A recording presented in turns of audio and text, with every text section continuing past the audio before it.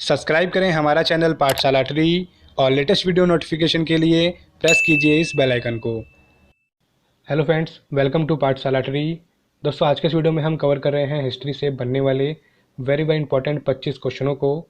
देखिए दोस्तों, इस वीडियो में हमने क्वेश्चनों के साथ साथ जो भी इंपॉर्टेंट फैक्ट बन रहे हैं उन सभी को रखा है। तो दोस्तों, 25 क्वेश्चनों में आप सभी को कम से कम 150 क्वेश्चन मिलेंगे। और दोस्तों, इस वीडियो में हमने स्थायी बंदोबस्त, रैयतवाड़ी व्यवस्था और महलवाड़ी व्यवस्था को बहुत डिटेल में रखा है और उनसे बनने वाले जो भी इंपॉर्टेंट फैक्ट हैं उनको भी इस वीडियो में बताया है। साथ में दोस्तों, भारत में डाक टिकट कब जारी हुए, भारत में डाक टिकट किसके माध्यम से जारी हुए, या फिर भारत में आधुनिक शिक्षा का जनक कौन है, या किस तरह से भारत में आधुनिक शिक्षा आई, उसके बारे में दोस्तों इस वीडियो में बहुत डिटेल में बताया गया है। तो दोस्तों, वीडियो को लास्ट तक जरूर देखिएगा। ये पूरी वीडियो आप सभी के लिए बहुत इंपॉर्टेंट होने वाली है। तो चलिए दोस्तों, वीडियो को शुरू करते हैं और देखते हैं हिस्ट्री से बनने वाले वेरी इंपॉर्टेंट क्वेश्चनों को। दोस्तों, पहला क्वेश्चन है, भारत का प्रथम गवर्नर जनरल कौन था। दोस्तों, ये क्वेश्चन वेरी इंपॉर्टेंट है, इसको इंपॉर्टेंट मार्क करके रखिएगा। और इसका आंसर है option number C, William Bentinck. देखिए दोस्तों, विलियम बेंटिंग जो थे, इनका कार्यकाल था 1828 से 1835 के बीच। और दोस्तों, बेंटिंग का जो कार्यकाल था भारत में वो ज़्यादातर शांतिपूर्ण रहा, यानी कि इनके शासनकाल में कोई भी अप्रिय घटना नहीं हुई। देखिए दोस्तों, विलियम बेंटिंग सबसे पहले मद्रास के गवर्नर बन के भारत आए और उसके बाद ये भारत के प्रथम गवर्नर जनरल बने। ठीक है दोस्तों यहाँ पे याद रखिएगा, विलियम बेंटिंग सबसे पहले मद्रास के क्या बन के आए थे, गवर्नर, और उसके बाद ये भारत के प्रथम गवर्नर जनरल बने। और दोस्तों, विलियम बेंटिंग ने भारतीय रियासतों में कोई भी हस्तक्षेप नहीं किया। तो दोस्तों, इस प्रकार जो विलियम बेंटिंग का पूरा शासनकाल था वो कैसा था, शांतिप्रिय। ठीक है दोस्तों यहाँ पे जितने भी पॉइंट हैं ये सभी पॉइंट इंपॉर्टेंट हैं आपसे एग्जाम पॉइंट ऑफ व्यू से। इन सभी पॉइंटों से एक एक नंबर के क्वेश्चन आप सभी के एग्जाम में देखने को मिल सकते हैं। ठीक है दोस्तों यहाँ पे याद रखिएगा, विलियम बेंटिंग सबसे पहले मद्रास के गवर्नर बन के आए थे इंडिया, और उसके बाद ये भारत के प्रथम गवर्नर जनरल बने थे। दोस्तों, अगला क्वेश्चन है, भारत का प्रथम वायसराय कौन था। देखिए दोस्तों, वेरी इंपॉर्टेंट क्वेश्चन है और इसका आंसर है option number B, Lord Canning. देखिए दोस्तों, लॉर्ड कैनिन का शासनकाल भारत में 1856 से 1852 के बीच रहा। और दोस्तों, इनके शासनकाल में एक बहुत ही महत्वपूर्ण काम ये हुआ कि इनके शासनकाल में 1858 का एक्ट आया, गवर्नर ऑफ इंडिया, जिसके माध्यम से दोस्तों गवर्नर जनरल ऑफ इंडिया को क्या कहा जाने लगा, वायसराय। और दोस्तों, क्योंकि उस समय लॉर्ड कैनिन ही भारत का गवर्नर जनरल ऑफ इंडिया था, तो वो ही पहला भारत का वायसराय भी बना। ठीक है दोस्तों यहाँ पे याद रखिएगा, भारत का पहला वायसराय कौन बना, लॉर्ड कैनिन। ठीक है दोस्तों, वेरी इंपॉर्टेंट क्वेश्चन दोस्तों ये वाला। चलिए दोस्तों, अगला क्वेश्चन है, भारत में आधुनिक शिक्षा प्रणाली की नींव किससे पड़ी। देखिए दोस्तों, ये क्वेश्चन बहुत इंपॉर्टेंट है और इसको स्टार लगा के याद रखिएगा। इसका आंसर है दोस्तों ऑप्शन नंबर बी, 1835 के मैकाले के मिंट से। देखिए दोस्तों, लॉर्ड मैकाले जो था वो 1834 में भारत आया और इसने 1835 में अपना प्रसिद्ध स्मरण पत्र गवर्नर जनरल की परिषद में प्रस्तुत किया, जिसको दोस्तों लॉर्ड विलियम बेंटिंग ने स्वीकार कर लिया। ठीक है दोस्तों यहाँ पे याद रखिएगा, लॉर्ड मैकाले भारत कब आया था, 1834 में, और इसने अपनी रिपोर्ट कब प्रस्तुत करी थी, 1835 में। और उसकी रिपोर्ट को स्वीकार किसने किया था, लॉर्ड विलियम बेंटिंग ने। ठीक है उसके बाद दोस्तों अंग्रेजी शिक्षा अधिनियम 1835 पास कर दिया गया था। देखिए दोस्तों, लॉर्ड मैकाले जो था वो अपनी भाषा अंग्रेजी का पक्षधर था और उसका मानना था कि भारतीय शिक्षा व्यवस्था में अंग्रेजी भाषा को प्रमुखता से पढ़ाया जाना चाहिए, जिसके माध्यम से दोस्तों अंग्रेजी शिक्षा अधिनियम 1835 पारित किया गया और भारत में अंग्रेजी भाषा को पढ़ाए जाने लगा। तो दोस्तों यहाँ पे याद रखिएगा, भारत में आधुनिक शिक्षा प्रणाली किसके माध्यम से लागू की गई थी, लॉर्ड मैकाले के माध्यम से। चलिए तो अगला क्वेश्चन देखते हैं, क्वेश्चन नंबर 4, निम्नलिखित में से किसे जाटों का प्लेटो कहा जाता है। दोस्तों, ये क्वेश्चन भी वेरी इंपॉर्टेंट है और यहाँ पे ऑप्शन है चूड़ामन, बदन सिंह, सूरजमल, या फिर इनमें से कोई नहीं। दोस्तों, इसका राइट आंसर है ऑप्शन नंबर सी, सूरजमल। देखिए दोस्तों, सूरजमल जो थे ये राजस्थान के भरतपुर के हिंदू जाट शासक थे और दोस्तों इनका शासनकाल था 13 फरवरी 1707 से 25 दिसंबर 1763 के बीच। ठीक है दोस्तों यहाँ पे याद रखिएगा, जाटों का प्लूटो हम किसे कहते हैं, सूरजमल जी को, और ये कहाँ के शासक थे, राजस्थान के भरतपुर के। और दोस्तों बात करें इनके शासन की, तो दोस्तों इनका जो शासन था वो वर्तमान में दिल्ली, उत्तर प्रदेश के आगरा, अलीगढ़, बुलंदशहर, इटावा, हाथरस, एटा, मैनपुरी, मथुरा और मेरठ तक फैला हुआ था। ये तो था दोस्तों इनका यूपी का शासन। दोस्तों बात करें राजस्थान में, दोस्तों राजस्थान में भरतपुर, धौलपुर और अलवर तक इनका शासन था। हरियाणा में दोस्तों इनका गुरुग्राम, रोहतक, झज्जर, फरीदाबाद, रेवाड़ी, मेवात जिलों के अंतर्गत इनका शासन था। दोस्तों यहाँ पे जितने भी पॉइंट हैं इन सभी पॉइंटों को याद रखिएगा, ये सभी पॉइंट वेरी वेरी इंपॉर्टेंट हैं। जाटों का प्लेटो हम किसे कहते हैं? सूरजमल जी को। और कहाँ के शासक थे ये? राजस्थान के भरतपुर के। ठीक है दोस्तों। अगला है दोस्तों, सती प्रथा का अंत करने तथा ठगी को समाप्त करने का श्रेय किसको जाता है? दोस्तों वेरी वेरी इंपॉर्टेंट क्वेश्चन है, और दोस्तों ये क्वेश्चन तो कई बार परीक्षाओं में रिपीट हुआ है। और दोस्तों इसका आंसर है option number B, Lord William Bentinck. देखिए दोस्तों, लॉर्ड विलियम बेंटिंग ने भारत में ठगी प्रथा और सती प्रथा का अंत किया था। ठीक है दोस्तों। और दोस्तों इस प्रथा में इनका सहयोग किया था किसने? राजा राम मोहन राय जी ने। देखिए दोस्तों, लॉर्ड विलियम बेंटिंग ने राजा राम मोहन राय जी की मदद से भारत में सती प्रथा और ठगी प्रथा को समाप्त किया था। चलिए सब देखते हैं क्वेश्चन नंबर 6। अंग्रेजों का पेंशनर बनने वाला प्रथम मुगल बादशाह कौन था? दोस्तों ये क्वेश्चन भी बहुत इंपॉर्टेंट है, और इसका आंसर है option number A, Shah Alam second. देखिए दोस्तों, शाह आलम सेकंड जो था ये अंग्रेजों का पहला पेंशनर बनने वाला मुगल बादशाह था। तो दोस्तों ये क्वेश्चन भी बहुत इंपॉर्टेंट है, यहाँ पे इसको याद रखिएगा। पहला मुगल बादशाह कौन था जो अंग्रेजों का पेंशनर बना था? दोस्तों Shah Alam second. East India company और बंगाल के नवाब के बीच जब प्लासी का युद्ध हुआ था उस समय मुगल सम्राट कौन था? देखिए दोस्तों ये क्वेश्चन वेरी वेरी इंपॉर्टेंट है, इसको इंपॉर्टेंट मार्क करके याद रखिएगा। यहाँ दोस्तों आप सभी को बताना है कि ईस्ट इंडिया कंपनी और बंगाल के नवाब के बीच जब प्लासी का युद्ध हुआ था तो उस समय मुगल सम्राट कौन था?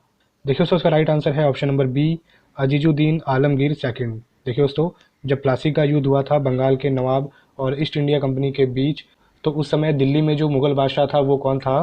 आलमगीर सेकंड।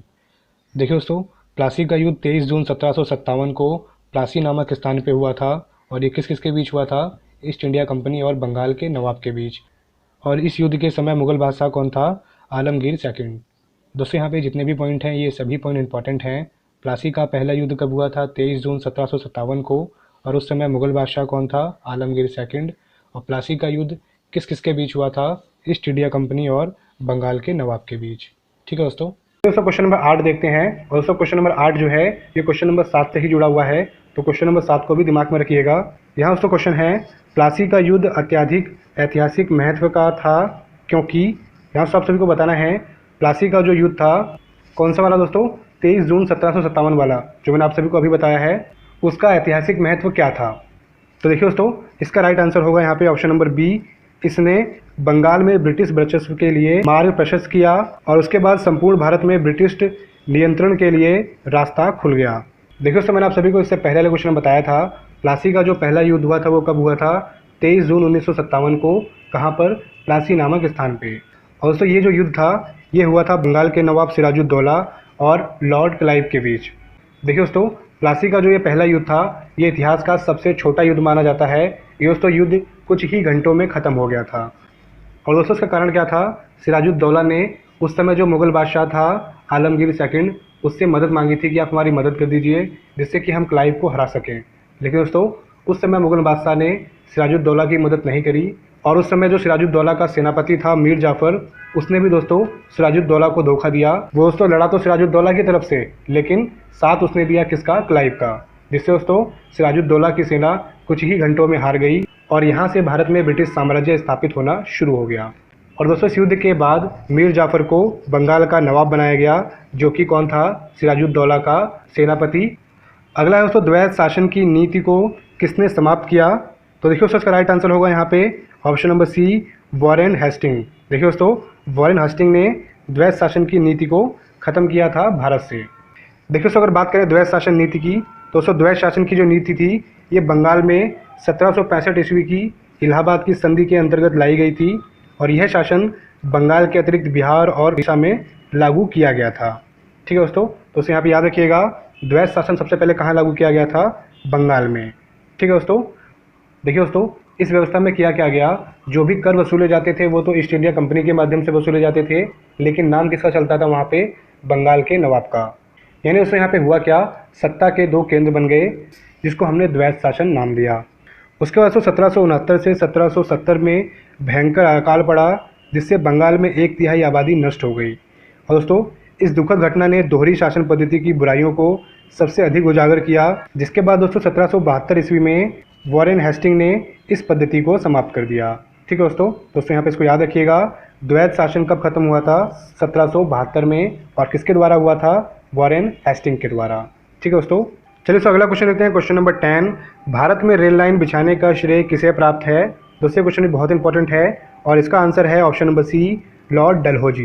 देखिए दोस्तों, डलहौजी को हम भारत में रेल लाइन बिछाने का श्रेय देते हैं। और दोस्तों बात करें भारत में पहली रेल कब चली थी, तो दोस्तों भारत में पहली रेल 16 अप्रैल 1953 को चली थी, मुंबई से ठाणे के बीच। दोस्तों यहाँ पे इन दोनों पॉइंटों को भी याद रखिएगा। भारत में पहली ट्रेन 16 अप्रैल 1953 को मुंबई से ठाणे के बीच चली थी। अगला है दोस्तों, वर्ष 1853 ईस्वी में लॉर्ड डलहौजी ने जो पहली टेलीग्राफ लाइन शुरू की थी वो किसके बीच थी? देखिए दोस्तों, यहाँ आप सभी को बताना है कि लॉर्ड डलहौजी ने 1853 में जो पहली टेलीग्राफ लाइन चलाई थी वो किस किस के बीच थी? ऑप्शन है दोस्तों मुंबई और ठाणे, कलकत्ता और मद्रास, बम्बई और आगरा, या फिर कलकत्ता और आगरा। इसका आंसर है दोस्तों ऑप्शन नंबर डी, कलकत्ता और आगरा। देखिए दोस्तों, लॉर्ड डलहौजी ने जो पहली टेलीग्राफ लाइन चलवाई थी वो किस किस के बीच हुई थी? कलकत्ता और आगरा के बीच। ठीक है दोस्तों इसको भी याद रखिएगा, बहुत इंपॉर्टेंट है ये वाला क्वेश्चन भी। अगला दोस्तों क्वेश्चन नंबर 12। भारत में निम्न वायसरायों में से किसके काल में Indian penal code, civil procedure code और क्रिमिनल प्रोसीजर कोड पारित किए गए? देखिए दोस्तों क्वेश्चन बहुत इंपॉर्टेंट है, इसको तो स्टार लगा के याद रखिएगा। और दोस्तों इसका आंसर है option number C, Lord Canning. दोस्तों लॉर्ड कैनिन के शासनकाल में भारत में Indian penal code, civil procedure code और क्रिमिनल प्रोसीजर कोड पारित किए गए थे। वेरी वेरी इंपॉर्टेंट दोस्तों क्वेश्चन है ये, इसको याद रखिएगा। ठीक है दोस्तों, चलिए दोस्तों अगला क्वेश्चन देखते हैं। भारत में सबसे पहला सूती वस्त्र मिल किस शहर में स्थापित किया गया था? दोस्तों क्वेश्चन भी इंपॉर्टेंट है और इसका आंसर है ऑप्शन नंबर बी, बम्बई। देखिए दोस्तों, भारत में सबसे पहले बम्बई में सूती वस्त्र के लिए क्या लगाई गई थी? मिल। देखिए दोस्तों, भारत में सूती वस्त्र मिल मुंबई से पहले कलकत्ता में लगी थी 1818 में। और दोस्तों कलकत्ता में एक जगह है फोर्ट गालस्टर, जहाँ पे दोस्तों ये मिल लगी थी, लेकिन ये सक्सेसफुल नहीं रही थी। उसके बाद दोस्तों 1851 में इसको मुंबई में लगाया गया, लेकिन दोस्तों जब ये पहली बार मुंबई में लगी थी तो वहाँ भी असफल रही। और उसके बाद दोस्तों 1854 में कावजी डाबर जी के द्वारा सबसे पहला सूती वस्त्र के लिए आधुनिक कारखाना खोला गया, जो सक्सेसफुल रहा। और इस कारखाने ने 1856 में उत्पादन करना भी शुरू कर दिया। दोस्तों यहाँ पे याद रखिएगा, 1818 में कलकत्ता में जो मिल लगाई गई थी वो असफल रही थी। उसके बाद 1851 में मुंबई में एक मिल लगाई गई जो कि असफल रही। और फिर 1854 में कावजी डाबर जी के द्वारा आधुनिक सूती वस्त्र के लिए एक मिल लगाई गई जो सक्सेसफुल रही, और उसने 1856 में उत्पादन करना शुरू कर दिया। तो दोस्तों इस तरह मुंबई पहला शहर बन गया जहाँ पर सूती वस्त्र मिल लगाई गई थी। चलिए दोस्तों क्वेश्चन नंबर 14 देखते हैं। ब्रिटिश सरकार ने भारत में स्थायी बंदोबस्त कब लागू किया? दोस्तों वेरी वेरी इंपॉर्टेंट क्वेश्चन है और इसको भी स्टार मार्क कर लीजिएगा। और इसका आंसर है ऑप्शन नंबर बी, 1793 में। देखिए दोस्तों, 1786 में लॉर्ड कॉर्नवालिस बंगाल का गवर्नर जनरल बन के भारत आया, और इसने भारत आते ही सबसे पहला काम क्या किया? नई लगान व्यवस्था के लिए जेम्स ग्रांट और सर जॉन शो से विचार विमर्श किया कि हम कैसे नई लगान व्यवस्था को आगे भारत में लागू करें। उसके बाद दोस्तों उसने 1790 में 10 वर्ष के लिए अस्थायी रूप से इस व्यवस्था को लागू कर दिया। दोस्तों यहाँ पे इसको भी याद रखिएगा, लॉर्ड कॉर्नवालिस भारत कब आया था? 1786 में, और इसने लगान व्यवस्था के लिए किससे विचार विमर्श किया था? जेम्स ग्रांट और सर जॉन से। उसके बाद इसने 1790 में इस व्यवस्था को अस्थायी रूप से 10 वर्ष के लिए लागू कर दिया। और उसके बाद दोस्तों आगे चल के 1793 में इसने बंगाल में इस व्यवस्था को सबसे पहले स्थायी रूप से लागू किया, और बंगाल के बाद बिहार और उड़ीसा में भी इस व्यवस्था को स्थायी रूप से लागू किया गया। और आगे चल के फिर उत्तर प्रदेश के बनारस खंड में और उत्तरी कर्नाटका में भी स्थायी रूप से स्थायी बंदोबस्त व्यवस्था को लागू किया गया। तो दोस्तों यहाँ पे याद रखिएगा, स्थायी बंदोबस्त व्यवस्था जो थी वो सबसे पहले कहाँ लागू की गई थी? बंगाल में, और उसके बाद बिहार, उड़ीसा और उत्तर प्रदेश के बनारस खंड और साथ में उत्तरी कर्नाटका में इस व्यवस्था को लागू किया गया। और दोस्तों स्थायी बंदोबस्त जो व्यवस्था थी ये ब्रिटिश भारत के लगभग 19% भूमि पर लागू हुई। दोस्तों यहाँ पे इस पॉइंट को भी याद रखिएगा, बहुत इंपॉर्टेंट पॉइंट है। स्थायी बंदोबस्त जो व्यवस्था थी वो ब्रिटिश भारत के 19% भूमि पर लागू होती थी। और दोस्तों यहाँ पे एक इंपॉर्टेंट पॉइंट ये भी है कि इस व्यवस्था में जो ज़मीन होती थी उसका मालिक ज़मींदार को बना दिया गया था। यानी कि जो ज़मीन थी वो तो थी किसान की, लेकिन उसका मालिक कौन बन गया था? ज़मींदार। तो दोस्तों ये थी स्थायी बंदोबस्त की व्यवस्था, जिसको मैंने स्टेप बाय स्टेप पॉइंट में आप सभी को बता दिया है। दोस्तों वीडियो को लाइक कर दीजिए, और जितने भी मैंने यहाँ पे पॉइंट बताए हैं इन सभी पॉइंटों को पॉइंट टू पॉइंट याद रखिएगा। अगला क्वेश्चन देखते हैं दोस्तों, रैयतवाड़ी व्यवस्था कब लागू की गई थी। दोस्तों ये क्वेश्चन भी वेरी वेरी इंपॉर्टेंट है, इसको भी स्टार लगा के याद रखिएगा। और इसका आंसर है ऑप्शन नंबर सी, 1820 में। देखिए दोस्तों, रैयतवाड़ी जो व्यवस्था थी ये सबसे पहले 1792 में मद्रास के बारामहल ज़िले में लागू की गई थी प्रयोग के तौर पे। यानी कि 1792 में रैयतवाड़ी व्यवस्था का प्रयोग किया गया था। कहाँ पे? मद्रास के बारामहल ज़िले में। उसके बाद दोस्तों थॉमस मुनरो 1820 से 1827 के बीच मद्रास का गवर्नर रहा। और दोस्तों इसने रैयतवाड़ी व्यवस्था को प्रारंभिक प्रयोग के बाद सबसे पहले 1820 में मद्रास में लागू कर दिया। दोस्तों यहाँ पे इन पॉइंटों को याद रखिएगा। 1792 में रैयतवाड़ी जो व्यवस्था है उसका प्रारंभिक प्रयोग किया गया था। देखा गया था कि हम रैयतवाड़ी व्यवस्था को किस तरह से लागू कर सकते हैं, और इसका प्रयोग भी कहाँ हुआ था? मद्रास के बारामहल ज़िले में। आगे चल के दोस्तों जब थॉमस मुनरो 1820 में मद्रास का गवर्नर बना तो उसने इस व्यवस्था को स्थायी रूप से लागू कर दिया। और दोस्तों मद्रास के साथ साथ ये व्यवस्था बम्बई और असम के अधिकांश भागों में लागू हुई। दोस्तों यहाँ पे ये पॉइंट भी इंपॉर्टेंट है। सबसे पहले ये व्यवस्था कहाँ लागू हुई? मद्रास में, उसके बाद बम्बई में, और फिर असम में इस व्यवस्था को लागू कराया गया।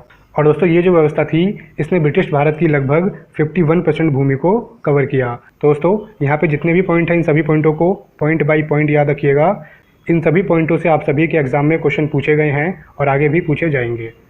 चलिए दोस्तों अगला क्वेश्चन देखते हैं, क्वेश्चन नंबर 16। और दोस्तों क्वेश्चन नंबर 16 जो है ये क्वेश्चन नंबर 15 से ही जुड़ा हुआ है। यहाँ पे आप सभी को रैयतवाड़ी व्यवस्था और अच्छे से क्लियर हो जाएगी। देखिए दोस्तों क्वेश्चन है, रैयतवाड़ी बंदोबस्त के संदर्भ में निम्नलिखित कथनों पर विचार कीजिए। और दोस्तों पहला कथन है, किसानों द्वारा लगान सीधे सरकार को दिया जाता था। दूसरा है दोस्तों, सरकार रैयता को पट्टे देती थी। तीसरा है दोस्तों, कर लगाने के पूर्व भूमि का सर्वेक्षण और मूल्य निर्धारण किया जाता था। अब दोस्तों इन तीनों पॉइंटों में से आप सभी को बताना है कि कौन सा पॉइंट सही है। देखिए दोस्तों यहाँ पे ये जितने भी पॉइंट हैं ये सभी पॉइंट सही हैं, यानी कि इसका आंसर हो जाएगा ऑप्शन नंबर सी। देखिए दोस्तों रैयत का मतलब यहाँ पे था प्रजा और किसान, बाड़ी का मतलब था प्रबंधन, यानी कि इससे क्या बना हमारा? किसानों के साथ प्रबंधन। और दोस्तों यहाँ पे जो मैंने आप सभी को तीन ऑप्शन बताए हैं ये तीनों ऑप्शन इसी से जुड़े हुए हैं। इसमें दोस्तों सरकार ने सीधा प्रबंधन किसके साथ किया? किसान के साथ। पहले दोस्तों स्थायी बंदोबस्त में क्या था? सरकार जमींदारों के माध्यम से किसानों से कर इकट्ठा किया करती थी और जमींदारों को ही किसानों की खेती का मालिक बना दिया था, जिसके बाद जमींदार किसानों से मनमाने तरीके से टैक्स लेते थे और उनकी ज़मीनों को भी हड़प लिया करते थे। उसके बाद दोस्तों जो स्थायी बंदोबस्त व्यवस्था थी उसकी बहुत सारी कमियां उजागर हुई और उसके बाद सरकार ने सीधा संवाद कर लिया किसके साथ? किसानों के साथ, यानी कि किसान को उसकी ज़मीन का मालिक खुद बना दिया और वो खुद ही सीधा कंपनी को क्या देने लग गया? टैक्स। ठीक है दोस्तों आई होप आप सभी अब रैयतवाड़ी व्यवस्था को पूरी तरीके से समझ पाए होंगे। और दोस्तों क्वेश्चन नंबर 15 और क्वेश्चन नंबर 16 को दोनों को एक साथ मिला के समझिएगा। आप सभी पूरी तरीके से रैयतवाड़ी व्यवस्था को समझ जाएंगे और इनसे बनने वाले क्वेश्चनों को आप सभी आगे आराम से सॉल्व कर पाएंगे। दोस्तों अगला क्वेश्चन है, महालवाड़ी प्रथा कब लागू की गई। दोस्तों ये क्वेश्चन भी वेरी इंपॉर्टेंट है, इसको भी वेरी इंपॉर्टेंट मार्क करके याद रखिएगा। और इसका आंसर है ऑप्शन नंबर डी, 1822 में। देखिए दोस्तों महालवाड़ी व्यवस्था का प्रस्ताव सर्वप्रथम 1819 में हॉल्ट मैकेंजी द्वारा लाया गया था। इस प्रस्ताव को 1822 के रेगुलेशन 7 द्वारा कानूनी रूप प्रदान किया गया। यह व्यवस्था उत्तर प्रदेश, मध्य प्रदेश तथा पंजाब में सर्वप्रथम लागू की गई। किसके माध्यम से? लॉर्ड हेस्टिंग के माध्यम से। देखिए दोस्तों महालवाड़ी जो व्यवस्था थी इसका प्रस्ताव कौन लाया था? Holt Mackenzie. लेकिन दोस्तों इस व्यवस्था को लागू किसने किया? लॉर्ड हेस्टिंग ने। और इस व्यवस्था को सबसे पहले कहाँ लागू किया गया? उत्तर प्रदेश, मध्य प्रदेश और पंजाब में। ठीक है दोस्तों, तो यहाँ पे दोस्तों जो ये पॉइंट है इनमें कंफ्यूज मत होइएगा। इस व्यवस्था का प्रस्ताव 1819 में मैकेंजी के द्वारा लाया गया था, लेकिन इस व्यवस्था को सबसे पहले लागू किसने किया था? लॉर्ड हेस्टिंग ने। और कहाँ पे लागू किया था? उत्तर प्रदेश में। देखिए दोस्तों महालवाड़ी व्यवस्था के अंतर्गत ब्रिटिश भारत की भूमि का लगभग 30% भाग शामिल हुआ। देखिए दोस्तों महलवाड़ी व्यवस्था में हुआ क्या, इसमें जो गांव के लोग होते थे वो सभी सामूहिक रूप से अपना कर किसी एक व्यक्ति को दे देते थे और वह व्यक्ति उनका कर ले जाकर कंपनी के पास जमा करवा देता था। या फिर दोस्तों जो गांव का मुखिया होता था वो किसानों से कर इकट्ठा करके कंपनी तक पहुंचा देता था। तो देखिए दोस्तों यहाँ पे हमने कवर कर लिया है स्थायी बंदोबस्त व्यवस्था को, रैयतवाड़ी व्यवस्था को और अब महलवाड़ी व्यवस्था को। तीनों में दोस्तों डिफरेंट क्या है? जो स्थायी बंदोबस्त व्यवस्था थी उसमें क्या था? जो किसानों से कर वसूलता था वो कौन वसूलता था? जमींदार। और किसानों की खेती का मालिक भी किसको बनाया गया था? उसमें जमींदार को। जिसमें ज़मींदार किसानों की ज़मीनों पर मनचाहे तरीके से कर वसूलता था और कर ना चुकाने पर उनकी ज़मीनों को बेच भी दिया करता था। उसके बाद दोस्तों रैयतवाड़ी व्यवस्था आई। रैयतवाड़ी व्यवस्था में क्या हुआ, कंपनी और किसान के बीच सीधा संबंध स्थापित हुआ। जो किसान था वो सीधे टैक्स किसको देता था, कंपनी को। उसके बाद दोस्तों आई महलवाड़ी व्यवस्था, जिसमें दोस्तों गांव के सभी लोग एक साथ मिलकर अपना सारा टैक्स किसी एक व्यक्ति के पास जमा करवाते थे और वो व्यक्ति ले आकर टैक्स आगे कंपनी को जमा कर देता था। तो दोस्तों ये थी बेसिक जानकारी इन तीनों व्यवस्थाओं के बारे में। आई होप दोस्तों आप सभी क्वेश्चन के माध्यम से इन तीनों व्यवस्थाओं को समझ पाए होंगे। दोस्तों अगर आप सभी को हमारा यह प्रयास अच्छा लगा है तो वीडियो को लाइक जरूर कर दीजिए। चलिए दोस्तों अगला क्वेश्चन देखते हैं। क्वेश्चन नंबर 18, भारत में अंग्रेजों के समय में प्रथम जनगणना किसके शासनकाल में हुई। दोस्तों ये क्वेश्चन भी बहुत इंपॉर्टेंट है और इसको भी स्टार लगा के याद रखिएगा। और इसका आंसर है ऑप्शन नंबर सी, लॉर्ड मेवो। दोस्तों लॉर्ड मेवो के शासनकाल में सबसे पहले भारत की जनगणना करवाई गई। देखिए दोस्तों लॉर्ड मेवो ने 1872 में सबसे पहले भारत की जनगणना करवाई, ठीक है दोस्तों। लेकिन दोस्तों लॉर्ड मेवो के बाद 1881 में क्रमबद्ध तरीके से 10 साल के अंतराल पे जनगणना कराना शुरू कराया किसने, लॉर्ड रिपिन ने। तो दोस्तों यहाँ पे हम रिपिन को ही भारतीय जनगणना का जनक मानते हैं, क्योंकि दोस्तों लॉर्ड मेवे ने तो 1872 में एक नॉर्मल जनगणना करवाई थी भारतीयों की। उसके बाद दोस्तों 1881 में रिपिन ने एक क्रमबद्ध तरीके से भारतीयों की जनगणना करवाई और आगे हर 10 साल पे भारतीयों की जनगणना कराना सुनिश्चित करवाया, ठीक है दोस्तों यहाँ पे इन दोनों पॉइंटों को याद रखिएगा और इनसे संबंधित जो क्वेश्चन आए उसको बहुत ध्यान से पढ़ के सॉल्व कीजिएगा। अगर बात हो पहली जनगणना की तो वो करवाई थी किसने, लॉर्ड मेवो ने। और अगर बात हो रही हो क्रमबद्ध तरीके से सबसे पहली जनगणना किसने करवाई, तो दोस्तों क्रमबद्ध तरीके से किसने करवाई थी, लॉर्ड रिपिन ने 1881 में। अगला क्वेश्चन दोस्तों क्वेश्चन नंबर 19, कांग्रेस के कराची अधिवेशन मार्च 1931 के अध्यक्ष कौन थे। दोस्तों क्वेश्चन भी बहुत इंपॉर्टेंट है और इसका आंसर है option number A, Sardar Vallabh भाई पटेल। देखिए दोस्तों गांधी इरविन समझौते या फिर दिल्ली समझौते को स्वीकृति प्रदान करने के लिए कांग्रेस का अधिवेशन 29 मार्च 1931 में कराची में आयोजित किया गया, जिसकी दोस्तों अध्यक्षता किसने की थी, सरदार वल्लभ भाई पटेल ने। देखिए दोस्तों यहाँ पे क्वेश्चन इंपॉर्टेंट इसलिए है क्योंकि सरदार वल्लभ भाई पटेल ने एक ही बार कांग्रेस की अध्यक्षता की थी और वो कब की थी, कराची अधिवेशन में 29 मार्च 1931 को।